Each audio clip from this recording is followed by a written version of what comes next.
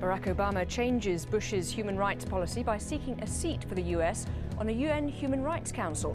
But what are the risks of sitting next to some of the world's infamous human rights abusers? And can the Obama administration make the council effective? This is Inside Story.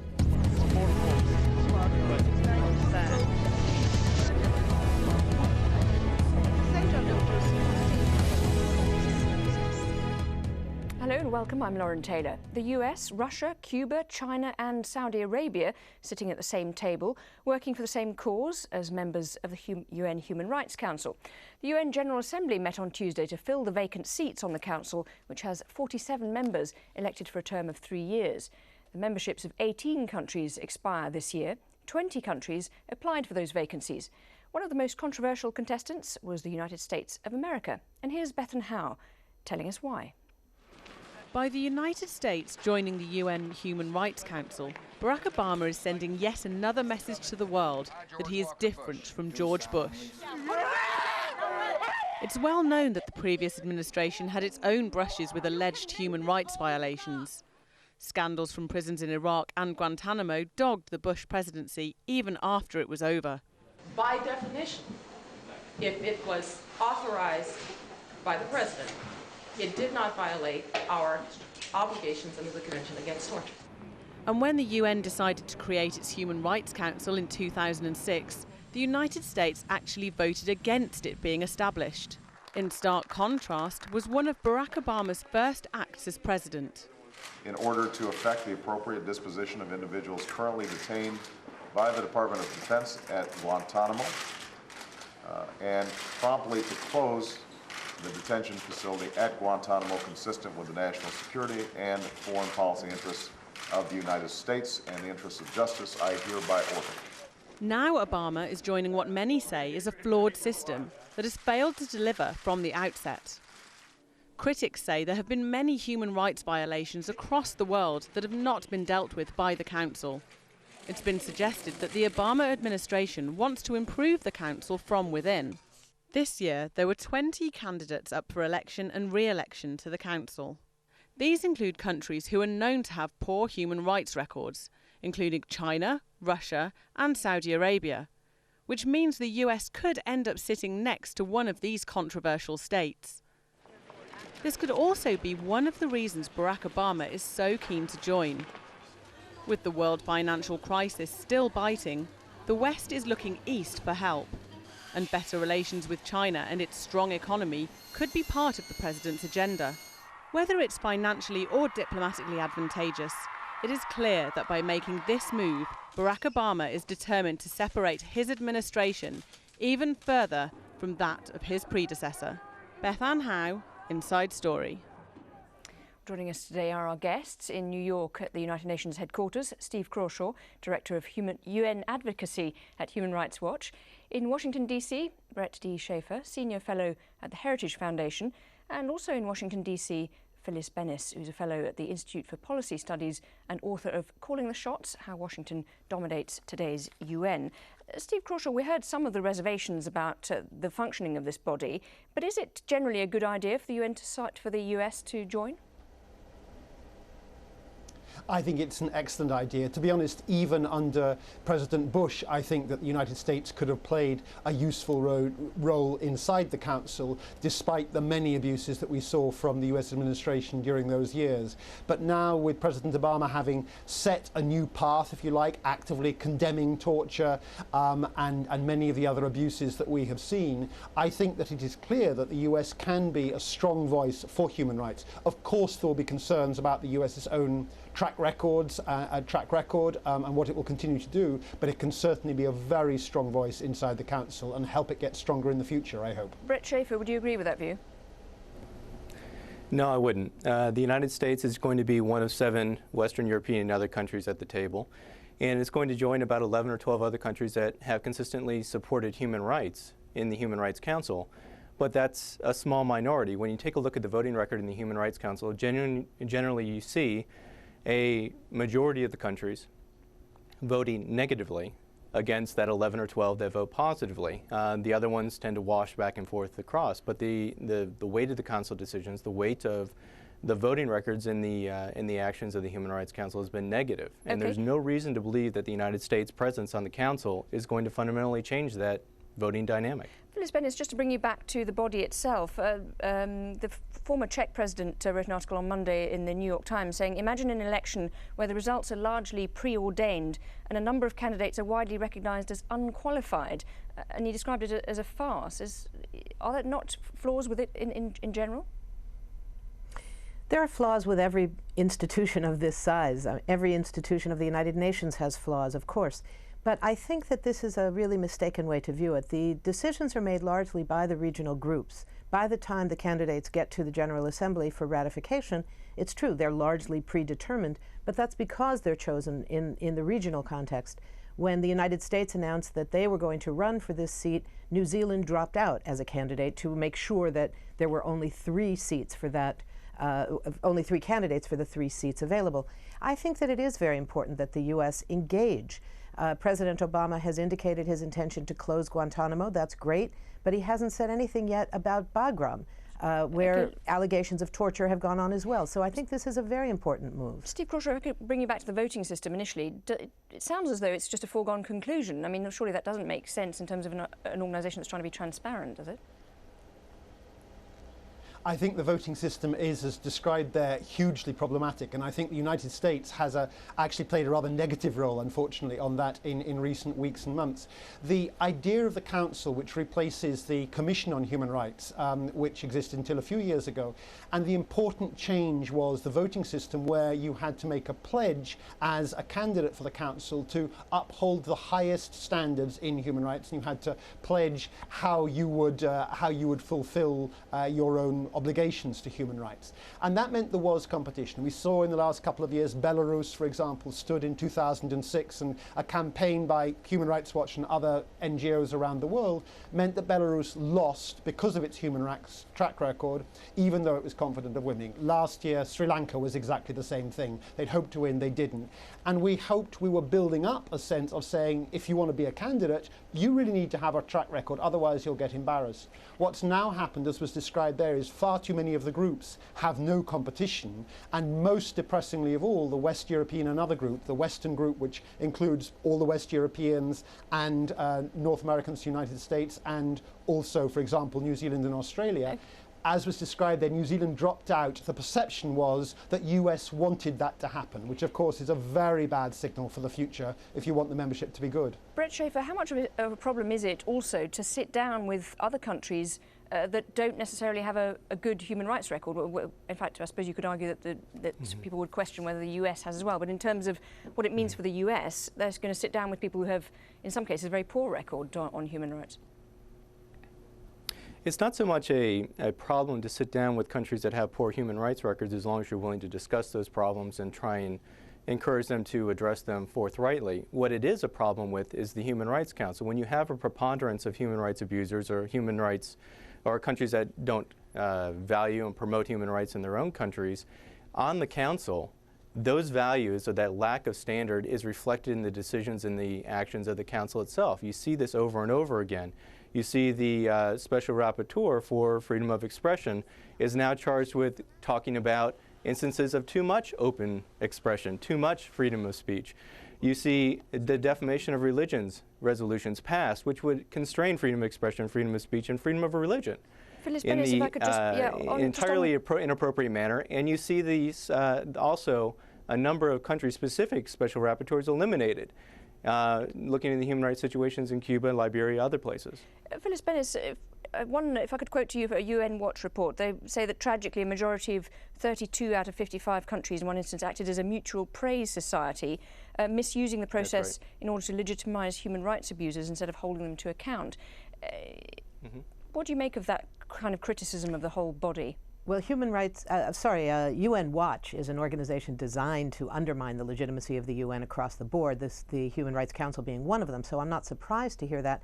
I think what's important is that the Council is a new institution. It is seriously flawed, and it needs a lot of work. But there's time to do that, and I think that one of the important things that the Council has done has been an agreement that every country that serves on the Council during its 3-year term will be the subject of an examination by the Council. And I think that's a very important thing. I hope that they abide by that. I hope that the U.S. takes that seriously and looks at issues of serious human rights violations in our country, such as the situation continuing in Bagram, such as the potential attempt to restart the military commissions, such as the overuse of the death penalty. All of these are serious human rights abuses that the rest of the world looks at with great alarm. So the notion that somehow the problem is for the U.S. sitting with others who are abusers of human rights really misses the issue. I think that the U.S. is one of those countries that is known around the world, particularly in the context of the so-called global war on terror, that where human rights have been suffering an enormous blow from the United States. So I think that sitting on the Council may help the U.S. Okay. On that point, Steve Crawshaw, I mean, is that part of the issue here, that there's been very much an attempt to, with the Obama administration, distance itself from the previous Bush administration? So some of those, what might be seen as positive moves, like closing Guantanamo, releasing CIA torture memos on the one hand, but on the other hand there's been a suggestion that the administration might consider easing sanctions on countries like Myanmar and Sudan. Is there a danger that the US could be seen as backsliding effectively on human rights? I think there is a danger of backsliding, and it's been very alarming to hear from the Secretary of State Hillary Clinton some very soft language on China, for example, saying let's put that to one side, some ambiguous language, let us say, on Burma, which is also dismaying. I do think that's a problem and needs to be addressed. I don't see it as being directly connected to the issues around the Council, and I think there the issue is improving the membership, and their competitive elections will be absolutely crucial. And I would hope that maybe all regional groups, let alone the Western group that the US is part of, would make it clear that in future there will always be competitive elections. That's how you get better. And to pick up the point that was made about the rapporteurs, the special experts who work with the Human Rights Council, I would take issue with the idea that they don't do good work. They actually do superb work. I would take, in the last few days, only, for example, a group of them spoke out very, very strongly on the catastrophic situation in Sri Lanka, where many thousands of civilians have been killed in recent weeks and months, indeed recent days, much more strongly than the Security Council here in New York has yet done. That's a grave failure by the Security Council, but very important that the rapporteurs spoke out in that way. Brett Schaefer, what do you see as the kind of moving away specifically from this issue of the Council itself, in terms of the policy direction of the Obama administration? I mean, some are suggesting that the kind of changes that they're making are actually detrimental to human rights. Well, let me get back to the point of the special rapporteurs. My point wasn't that the special rapporteurs don't do good work. A lot of them do good work and do very vital work. My point was that a number of the countries on the Council, and indeed a seeming majority of the countries on the Council, are hostile to the very missions of a lot of the special rapporteurs, and have, in particular the country-specific mandates, sought to eliminate them. And on the special rapporteur for freedom of expression, they've turned his mission directly on its head. As to the Obama administration's position of human rights, it is puzzling, because when you take a look at the statements of the Obama administration, President Obama during the campaign, he was a very strong advocate for human rights, and to essentially sit down with tyrants in Iran, tyrants in Venezuela to shake his hand, to sit down with these people who are antithetical to the very notion of human rights in their own countries, I think sends a very peculiar message. Phyllis Bennister, you were shaking your head just there. There's clearly an attempt to restore US credibility that you said has been damaged abroad. Is that possible alongside the kind of engagement that was just being referred to? I think that one of the problems the U.S. faces has been historically the role it has played in the United Nations since the creation of the UN in imposing a system of double standards. Which countries get examined and which do not. A special rapporteur for Cuba. When are we going to see a special rapporteur on the global war on terror to examine all the host of human rights violations inherent in that process? That would be a special rapporteur for the United States. We don't see that because it's part of this double standards problem.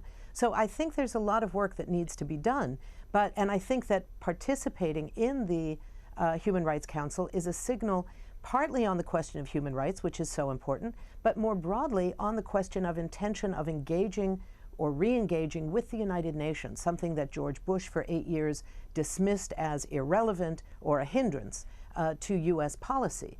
And I think that that shift has been a very important one and will give the United States, under President Obama, far more credibility than it's ever had before if it takes seriously its own obligations around human rights, which we're seeing some small steps by the Obama administration. So far, mostly symbolic.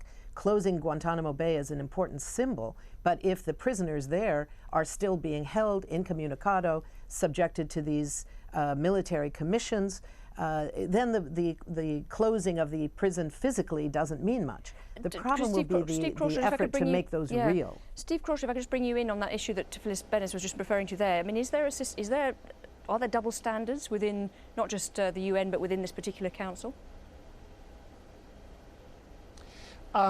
There are constantly double standards in all diplomacy, it has to be said. I think more what we're looking for is how to move things forward. I would agree with much of what has just been said, that in the Obama administration there are many things they have still failed to do, including the clearly illegitimate military commissions which were set up by President Bush, and there's no sign of those being got rid of at the moment, despite complete lack of due process there. And I think that'll be very important. So yes, there's always problems.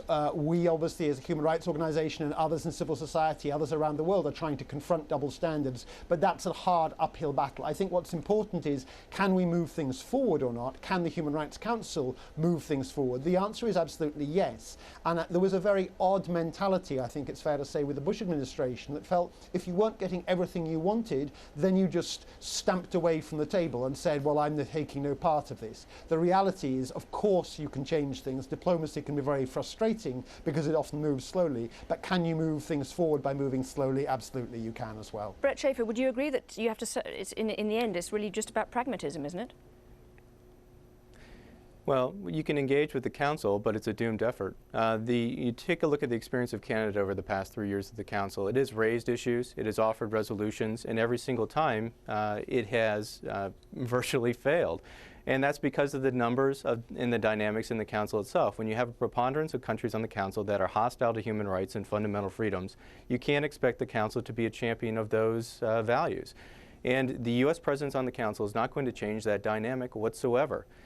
In fact, what we should be looking at, instead of whether the U.S. is on the Council or not, which is somewhat irrelevant to the entire performance of the Council, is the upcoming review of the Human Rights Council itself. We need to adopt fundamental and serious standards for membership that would keep a lot of the more serious human rights abusers from actually getting on the Council in the first place, so you fundamentally address the core problem of the Council, which is its membership. But wouldn't you then end up with a group of people who have a perfect human rights record and, you know, just pat themselves on the back? No, you don't have to have a perfect human rights record to be this, but you should keep the worst of the worst off the Council. And there's a core group of countries which have been harmful to the actual agenda of the Council. Phyllis Bennis, just briefly on that issue of you know, keeping the worst of the worst off. Would that be fair? The problem is people have very different definitions of who are the worst of the worst. For many people in the world, I would say specifically for the people of Iraq, the people of Afghanistan, the prisoners at Guantanamo, the U.S. is the worst of the worst. That's one definition. There are other definitions who say that perhaps Sudan is the worst of the worst. There are many definitions, and the nature of the United Nations is that it brings together the entire world. I think that this question of determining, for example, which human rights are we looking at? There's a tendency in the Council and in those who look at the Council to look only at the issue of civil and political rights, which are very important, issues of the right to vote, issues around torture, imprisonment, freedom of speech. Very few look at the question of economic, social, and cultural rights, the right to food, the right to water, the right to a national identity. These are rights that are consistently violated in a host of countries, some of whom are not the worst countries on the questions of civil and political rights. Okay. So even the question of which human rights are the priority is an issue. Steve Crawshaw, just Sudan was mentioned there in passing. Is there a sense, do you think, that by joining this body, the US is sort of generally, I mean, that it's not inconsistent with what they're doing because they're actually trying to effect change from within, so don't freeze people out, sort of be within them and talk to them. But on the other hand, there are dangers with that. I mean, Desmond Tutu has been writing and saying it's very dangerous, for instance, to engage Burma, because he says Burma would probably, or Myanmar as it's now called, would probably interpret an easing of sanctions as an acknowledgement that it has won the struggle with its people and proved its right to rule. So there are people who would say that you actually do have to wield a stick to an extent, do you? I think you do. I think I would make a difference between the way the Council works and the way that the other pressures that can be put on. The Council doesn't have direct possibilities in the way the Security Council in New York does to put pressures onto countries. So Burma absolutely deserves to have more pressure, and it will be very alarming if the United States stays away from that. So, I want to go back very briefly to the sorry, question just on the of... Council, just to bring, if it can't put pressure on it, in a way, what's the point? I perhaps misspoke, and I'm glad to be picked up. Why I say can't put pressure, the very fact of putting out strong statements condemning and the information flow and asking rapporteurs to bring that back, all of that in fact combines to create the climate. They've done powerful work on Darfur, and especially in the early stages of the conflict, coming back and documenting, and those kind of things can be very important. In terms of, as you put it, wielding the stick directly, as opposed to creating the climate of disapproval, if you like, that broadly rests with the Security Council and, of course, in bilateral sanctions. And bilateral sanctions or multilateral can be extraordinarily important. And I said it would be regretful if there was less pressure on Burma.